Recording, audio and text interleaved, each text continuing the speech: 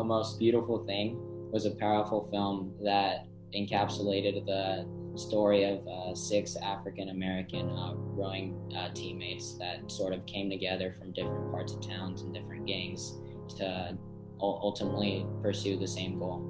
I think this maybe the scale of the trauma that occurs was what really it kind of shook me and kind of, oh my goodness, like it's not, at least in my experience, it's not very talked about. You know, I said to the kids, I skipped over pools of blood. I lost friends, I lost teammates. I ran for my life. I heard gunshots when I slept. I experienced what soldiers has experienced in war, but before I was 15 years old.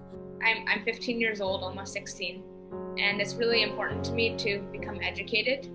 And it feels like these years are pretty formative, I've noticed, and I'm open to a lot of change and growth, and keeping an open mind is something that's very important to me, and listening to different people's perspectives.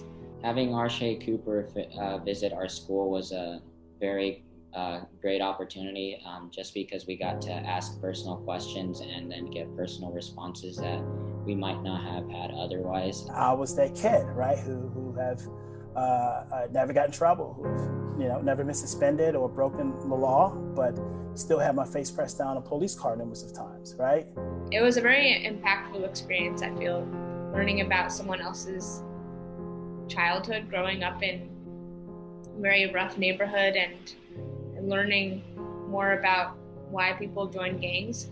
I believe Arshay said this, but he said there's no rules for how you feed your family.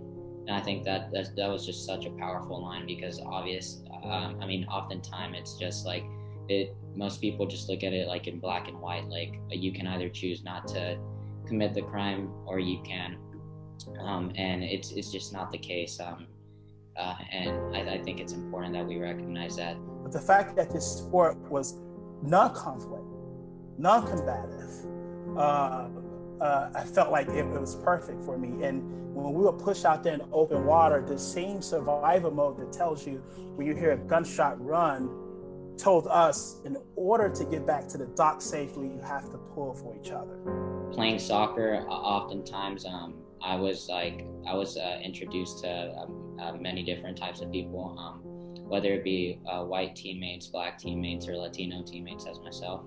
And I think once you get out on that soccer field, or in Arshay's case, the water, it just all goes away, and you're just one big team working together for the same goal. And I think that's something I can relate to. You know, the coach said, leave the boathouse better than you found it, right? Because, it makes it easier for the next group. And I'm like, what? I have to leave the boathouse better than I found it? Like, I didn't create the mess. I didn't make the mess. Like, are you serious? Right? And you have to leave it better than you found it. And for me, it was, how can I leave definitely this boathouse better than I found it, but how can I leave this team better than I found it? It was very important for someone who lives in San Francisco and doesn't really experience the sort of things that the people involved in the film experienced. I also really enjoyed just listening to people and not taking the time to input my perspectives or my bias, just listening and watching.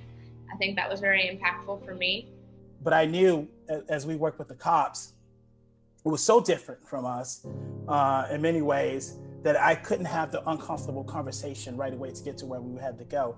But the approach was to unify through something that we all love, and that is sports. During the dialogue session, we discussed a lot about our role in society and how that's dictated by who we are, or like what we look like.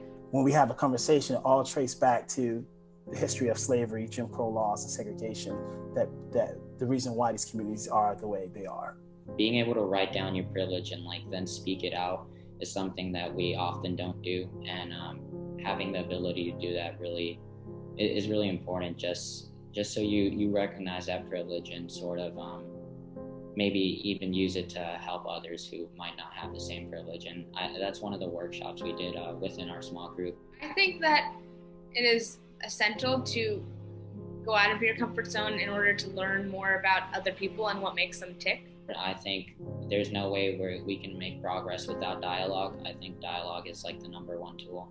But I think the biggest thing is that I really care about this sport. And I believe that every boathouse should not only be the lighthouse, but every boathouse should reflect the diversity in this city.